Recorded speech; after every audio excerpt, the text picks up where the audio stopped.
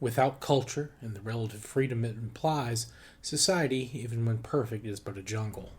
This is why any authentic creation is a gift to the future. Albert Camus. Welcome to this week's episode of Warfare, Advancement, and Revisionism. My name is Preston Floyd, and as always, I'm your host. I'd like to thank everyone for joining me this week. I appreciate the support. If you're a newcomer, welcome. I hope you will enjoy this episode and will avail yourself of our backlog. And returning listeners, as always, thank you guys so much for your continued support. This week we will be moving into Southeast Asia, specifically mainland Southeast Asia, and talking about the prehistory of the people and region between the years of 6 and 4000 BC, whichever version you prefer. I think I'm going to cover maritime Southeast Asia as we begin to move into the Australia, New Guinea region, continent, whatever you want to call that little combination of places. Though there may be some overlap in some aspects of human life. And I'll try to point that out if and when those instances appear. In terms of modern countries, that will be covered in this episode. These would include countries like Myanmar, Laos, Cambodia, Vietnam, Thailand, as well as small slivers of India and China, and also probably a portion of Malaysia too. Before that, though, I did just want to go ahead and put this out there. This is my second attempt at recording this episode. Audacity had an update over the weekend, or at least since the last time I've used it, and it kind of crashed on me, and I lost about 15 minutes worth of recorded audio. So apologies if I seem a little short-tempered or just kind of frustrated if that kind of comes through in the audio, which I don't think it will. But this episode may be slightly shorter because, I need to make sure it gets posted. So this may, instead of being a very large one-part episode, this might be like two kind of like 20, 25-minute episodes. But we'll just have to wait and see how I feel after recording. So now we need to move on to the focus of this week's episode. As we talked about last season, the Neolithic period begins in Southeast Asia, or began right around 7000 BC, give or take a century or two. And there are a couple of sites that, very small sites, where they found remains of, polished stone tools, microlithic blades, things like that. Things that would kind of, show that there has been a change in at least tool manufacture in the region from what it had been prior. And of course, there were, even before Homo sapiens arrived, this was a region that was occupied by several other Homo sapien species. And it's a very good site for hunting and gathering, which again has been the primary mode of living for most of human existence, or at least Homo sapien existence, and of course hominids before us too. However, during the period of this season, you do begin to see evidence that the groups living along the Shan Highlands, as well as along the Irrawaddy River, are beginning to practice agriculture. Now, again, there is a question if it's true agriculture, if it's domesticated plants, or if it's a process of them beginning their own horticultural experiments and domesticating, just starting the domestication process. It's hard to say exactly because, again, early domesticated strains greatly resemble wild strains. But this is a region that is rich in quite a lot of plants, obviously, being a jungle. It has a lot of, parts of it being jungle. And the Irrawaddy River, of course, brings a lot of, water and things like that to keep the land fertile. Which, obviously, you've also got the Arakan Mountains in addition to the Shan Highlands, and these have numerous valleys as well that, during periods where the temperature's heating up, you'll get water runoff and things like that from mountains and and that also helps produce a lot of water. But there are crops that are probably, again, that they're experimenting, beginning that process towards domestication, and these are things similar to what we talked about. There are, or they're in the family of things that have already been domesticated in other places, and there's also evidence that rice has been imported into the region as well, probably from the Shan Highlands or down through the Irrawaddy River or the Mekong, possibly as well, and then or any of the large rivers in Southeast Asia coming down from what is now China. Rice could have come down any one or all of them and then spread to other nearby river sources, though you don't see huge settlements, at least in terms of numbers. So this is a process very similar to what we saw in eastern India, and that's probably because there is a lot of jungle and tropical environments, which, while they're useful for growing, not necessarily the easiest things to clear out. So you don't really see too large settlements at this point. This is something a little bit slower, but you do see a number of sites pop up. But there appears to be cultural continuity, at least to an extent. Last season, we talked about the Patalan caves in what is now Myanmar, and how they had a lot of red ochre drawings of humans, animals, animal-human hybrids, apparently, or at least humans with the spirits of animals, or at least that's what the depiction tends to be. And this is something that is these sites are continually used, even when you have the arrival of Buddhism much, much later. So these are spiritual sites that, at least at some level, were continuously used throughout the history of the region. And that's probably something, again, that's continuing this season. And I want to go ahead and make a correction right now, because I just realized, listening back just to kind of make sure the audio was still stable, I mentioned the Arakan Mountains. The Arakan Mountains are actually fairly dry. They have like a rain shadow that kind of make a dry zone. They get very little rain, but I think at this earlier period they do see a little bit more than what they're getting now, or at least what they've been getting in the historical period. Though how much more, I can't say. But I also think there's a part of Vietnam that gets like some semi-arid due to very weak monsoon activity, or if they have weak monsoons, they don't get very much rainfall. But by and large, it's a very tropical region, a lot of fertility all around. But yeah, so go ahead and correct myself on that one, because as I was saying, I was like, wait, that doesn't seem 100% correct from what I said earlier. So, or for what I was reading earlier in the last recording I did.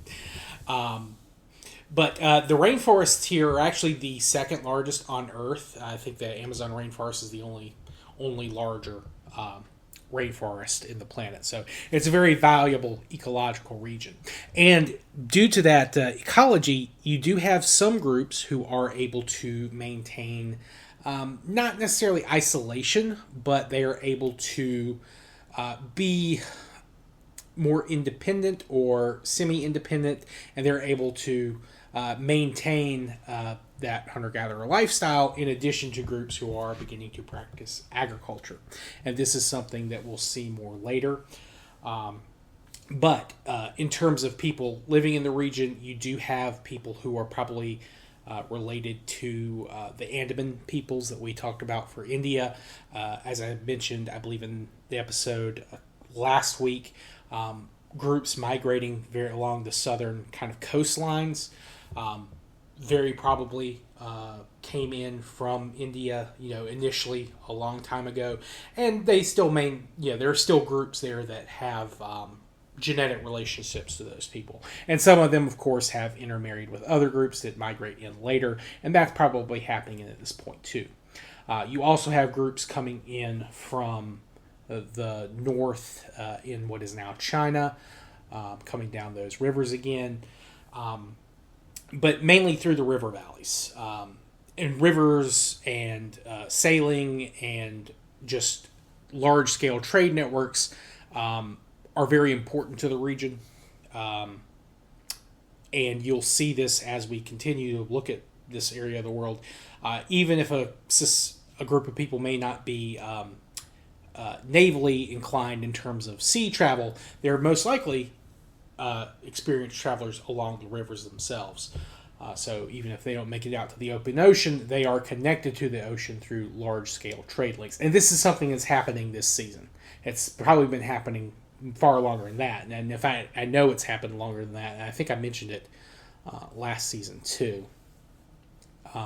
But river trade is something that is going to continue well into the modern era. And, of course, up to today. Though I do need to point out that it's much easier to go downriver than upriver. So that's why, at least in the very early periods, you'll see most of these places have more connectivity with, maritime Southeast Asia, the island nations like Brunei, Borneo, those islands, and India. Now, Vietnam's a little different because they do have areas in the north where it's more of a fertile flatland, and they have contacts with China in the north, but they are also connected in the south to what is now Cambodia, Laos. So they have easier access to China. But again, it's still possible in those other places. It's just not as easy. So at least earlier on, you see more influence with things like Buddhism, Hinduism, and later Islam to kind of penetrate these areas. Whereas Vietnam is easier to be influenced and influence China. And we'll talk about some of that stuff, of course, much later. Now, even groups that are practicing agriculture, if it is true agriculture, or just again in that early horticulture stage, they are, of course, still hunting and gathering, in addition to groups that are also just pure hunter-gatherers. But even if they are practicing agriculture, generally speaking, these groups are beginning to kind of develop tools further and kind of suiting them more to their environments. And depending on where groups living, that changes what they're gathering and hunting. You have groups living in kind of these solid, like limestone mountains that are, they're basically hunting small mammals. They are eating escargot, snails. Then you have peoples living along mountains that are well watered, and they have streams, rivers, swamps, lakes, things like that, where they're also having snails, but they're also fishing more than they're hunting. And then you have people living in kind of the valleys that are not mountainous, so you have more earth, certain like more soil and surfaces like that. And in places like that, you'll see people eating nuts, more fruits, vegetables too, but also mushrooms. And of course, they're still eating wild cereals and grains, and probably larger mammals. And one of those mammals is, of course, wild boar or pig, which the pig is being domesticated during this season. And one of the areas that is leading the domestication of pigs is Southeast Asia, as well as East Asia. But this is probably something that's happening, and I talked about this in the domestication episode on pigs, but this is probably something that's happening in several places, kind of in tandem.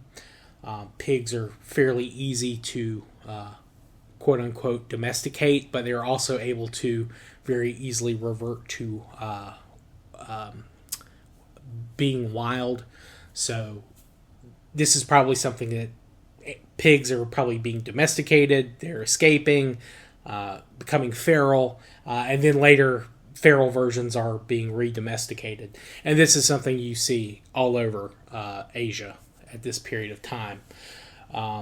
Also, the chicken is being domesticated at this point. The red jungle fowl, I talked about that in the domestication episodes as well. That's probably happening somewhere in Southeast Asia at the very, kind of towards the very start / right before the start of this season. So that is also contributing to their diet. So you do have, if not fully domesticated animals at the start of this season, by the end of the season, yes, they do have domesticated animals, and they are domesticating more local varieties of legumes, nuts, fruits, vegetables, all kind of stuff. And then, of course, you also have the importation of rice that's happening as well, because this is coming probably down from the Pearl River. But you probably have a couple of different groups bringing rice in, and then domesticating local stocks as well. So that's something that's happening all over Southeast Asia too. Now, in terms of specific archaeological sites, kind of similar to what we saw in the more tropical areas in India, due to the tropical environment, of course, a lot of stuff is probably degraded. And at least when it comes to some countries, a whole lot of very old archaeological research has not been done.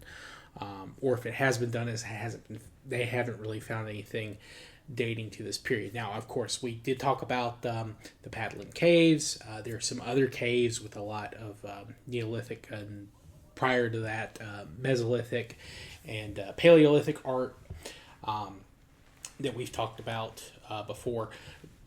But that's at least where some countries, I can't find anything specific outside of those mentions. Specifically talking about Myanmar in this case. Now, there has been archaeological work done in Myanmar, but unfortunately couldn't really find any specific sites in terms of like Neolithic villages or anything like that dating to any time during this season, which due to political reasons doesn't really surprise me too much. But that being said, there has been some work that's been done. It's unfortunate it's hard to find anything in English, and the sources I've found that have been translated in English are very bare bones. They just mention that they found specific artifacts just dating to like 6000 BC. After 6000 BC, you're beginning to see more changes taking place, at least in Myanmar, and this is associated with the upcoming, like a big wave of migration coming down from the north.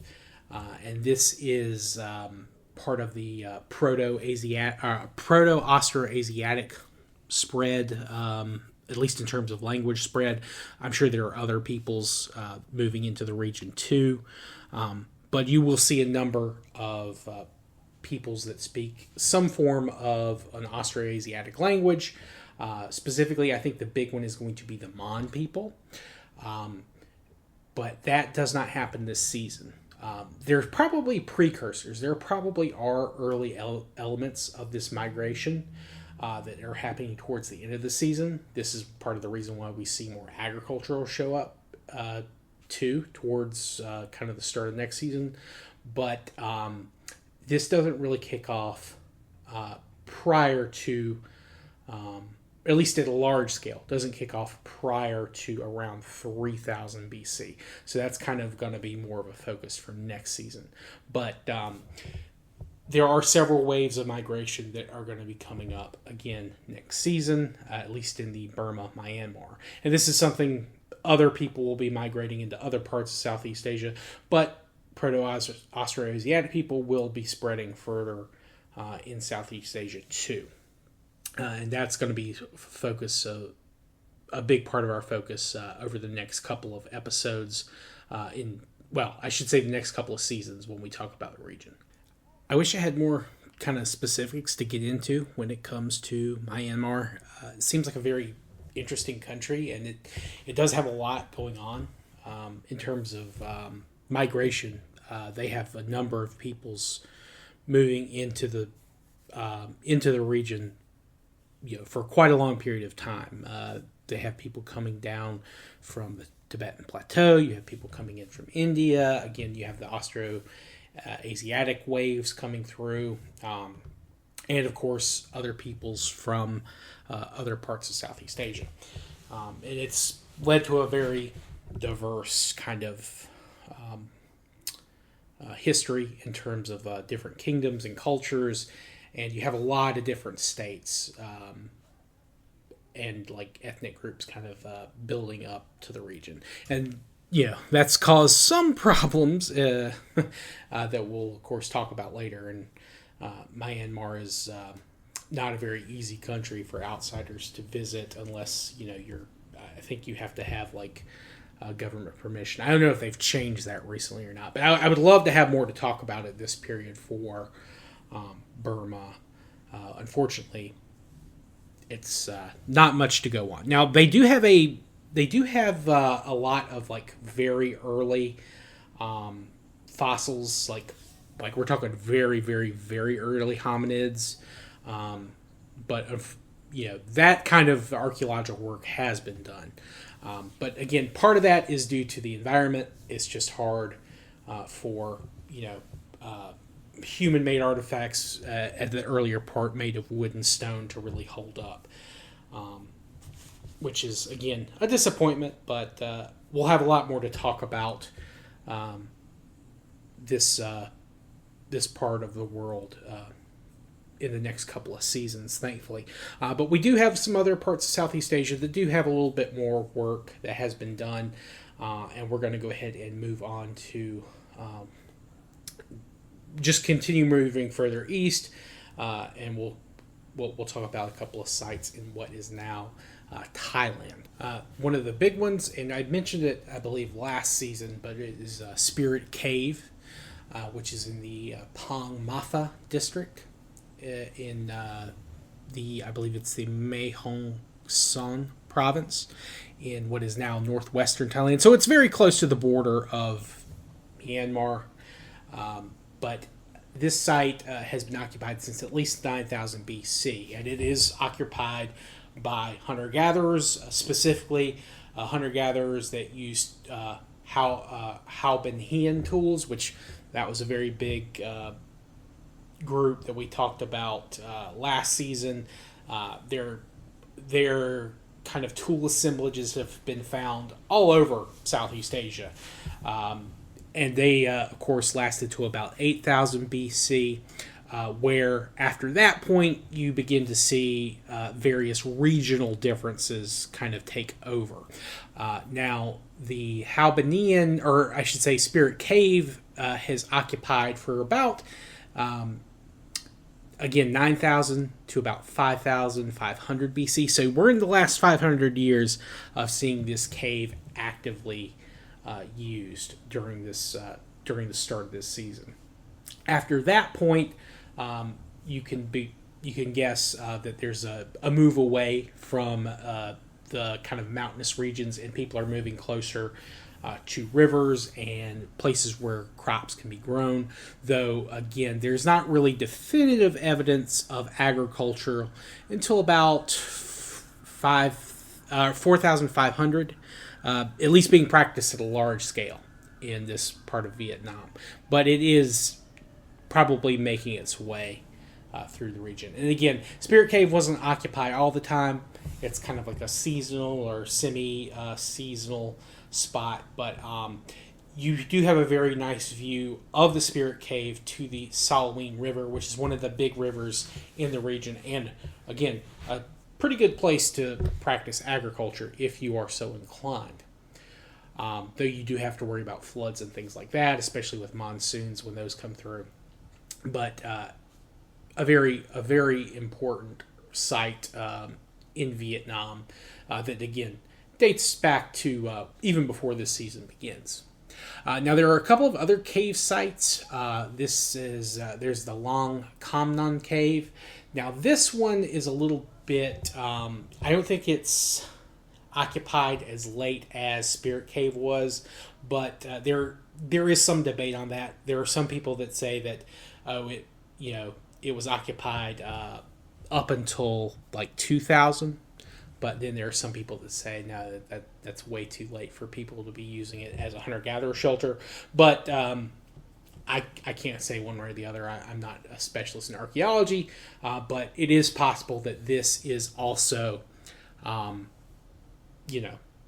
still being used during this season's period.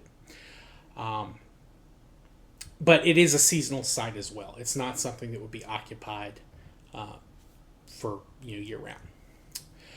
Now the other site is known as Wang Bodhi, and this is in the Sayak district of the Kanchanaburi province in western Thailand, and it's occupied right around 4,500 BC, and it will continue to see use for about 1,500 years, so right around 3,000 BC, which is, again, a period when you see a lot of migrations into the region.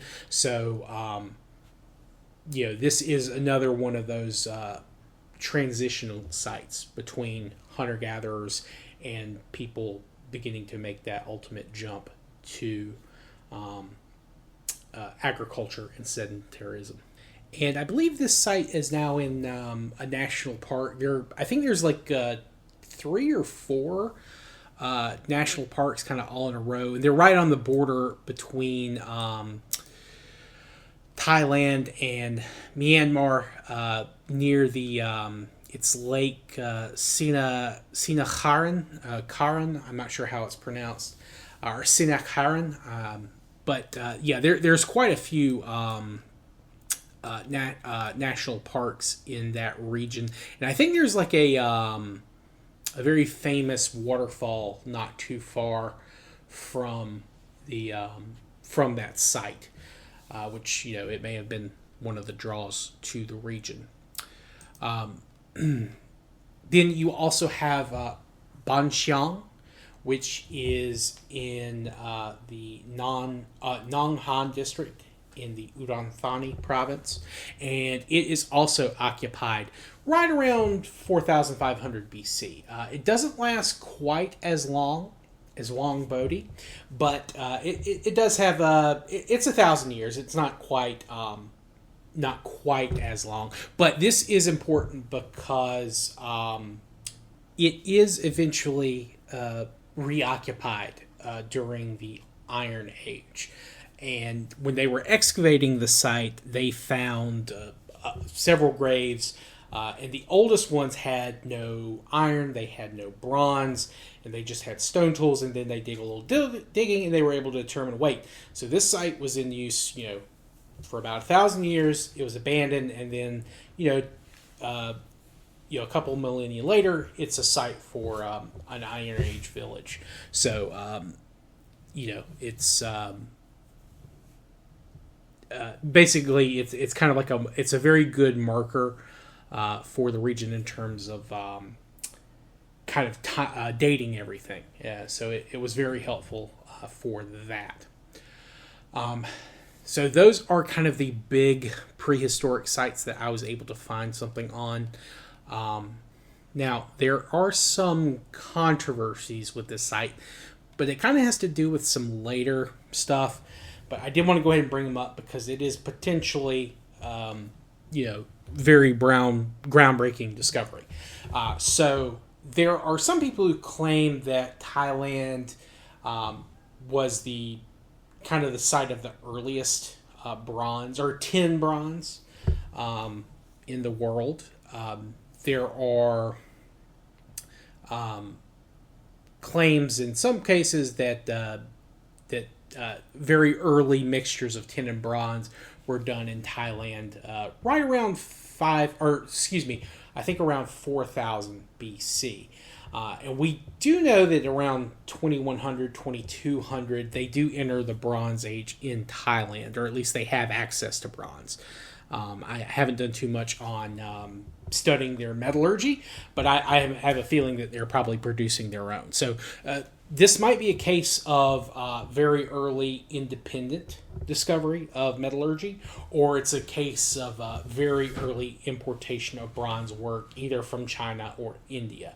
I'm gonna guess they probably maybe discovered it independently. But again, I have to kind of be able to view a little bit more of the more recent research. But that is found initially, I believe, at Ban Chiang as well. At least that's kind of where they have like the oldest bronze artifacts. And those are dated reliably to 2100. But again, there is evidence, or at least people claim that the evidence that's found has been pointing that they're working with bronze even earlier than that. And I definitely think they're probably working with copper earlier than that. And they may even be making like copper beads or something along those lines. But I wouldn't put it at 5,000 or 4,500. I'm guessing probably sometime towards the start of next season at the earliest. But it's still a very early instance of copper or metallurgy in Southeast Asia. So just make of that what you will. But I'll have more to say on that once I'm able to really dive into those later sources. All right, and yeah, so that's kind of the highlights for Thailand and Myanmar, such as those highlights were. But we broke 30 minutes, which is better than I was expecting. Sorry, this was kind of a rougher episode. I'm, again, had those audio issues. But this is kind of a good overview. We'll be back next week when we talk about the other sites in Southeast Asia in what are different countries today, places like Cambodia, Laos, Vietnam. We'll also go into more detail on some of the regional variations that arose from the Halbanian culture. That episode is still very popular, at least on YouTube. It's got over 200 views there, and I still see it in my regularly downloaded episodes on the audio feeds too. So it's a pretty popular one. And I hope you guys have enjoyed this one. Please like, subscribe, all that kind of good stuff. If you've got any questions, comments, constructive criticism, if I did not make any sense at certain points and you need me to clarify something I was saying, please let me know. I know this was a kind of a rougher episode, but you can reach out to me via email at waradrevpod@gmail.com. You can contact me via direct message on Twitter/X, or you can comment on the YouTube videos. I would appreciate that too. I try to respond as quickly as I can there. And if you're subscribed on YouTube, you can drop in if I'm live streaming. I play historical games, things like that. So yeah, thank you all for joining me, and I hope you will enjoy this episode, and I hope you have a good rest of your day and week, kind of from whenever you're listening to this, and I hope I'll see you all next time. Peace.